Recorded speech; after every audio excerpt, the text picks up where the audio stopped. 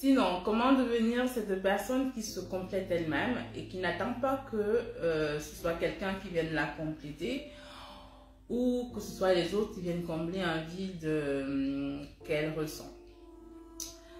C'est un apprentissage de tous les jours, c'est un cheminement de tous les jours qui commence à apprendre à se connaître. Je le dis souvent, c'est important d'apprendre d'où viennent nos blessures, notamment les blessures affectives. C'est important de savoir pourquoi on a besoin des autres dans notre vie et pourquoi on n'est pas simplement dans l'envie de les avoir dans notre vie afin de cheminer ensemble.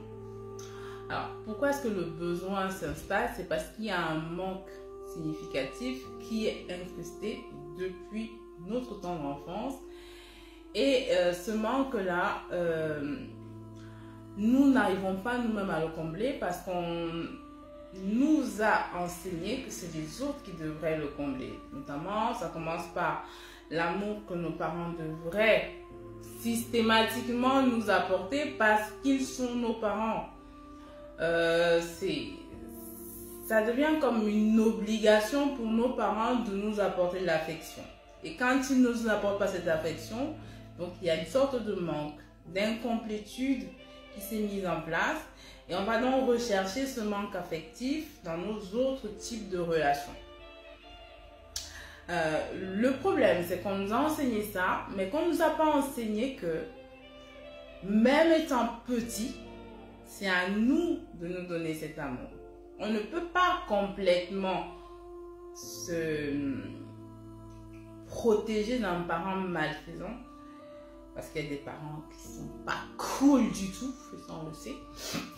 Mais on peut apprendre à ne pas enregistrer ce qu'ils peuvent faire de méchant, ce qu'ils peuvent nous dire de méchant. Même si au fond, ça peut vraiment créer des blessures très profondes. Parce que ça vient de personnes qui sont supposées nous aimer. Ça, on ne l'a pas appris. Donc, quand on grandit, on a donc besoin de combler ce manque affectif qui vient de quelque part. Et on va se retrouver dans des relations, justement, en demande de complémentarité, de complétude, de comblage de ce manque affectif qu'on a à l'intérieur de nous. Donc, c'est là que commence un travail sur soi, c'est important.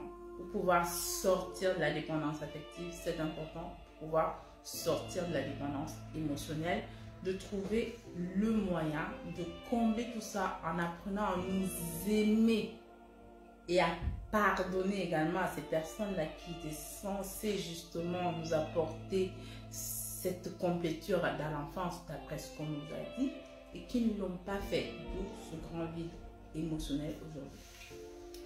Le pardon, l'acceptation et la promesse qu'on se fait à nous-mêmes d'avancer, d'aller de l'avant, quoi qu'il arrive.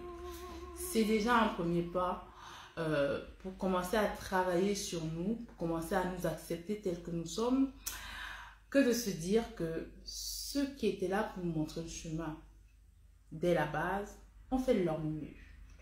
On passe à autre chose, on pardonne et on avance. Parce que nous aussi, nous avons nos propres responsabilités et nous n'allons pas transmettre à nos enfants nos blessures transgénérationnelles. C'est notre responsabilité. Voilà, bonne guérison et à très bientôt.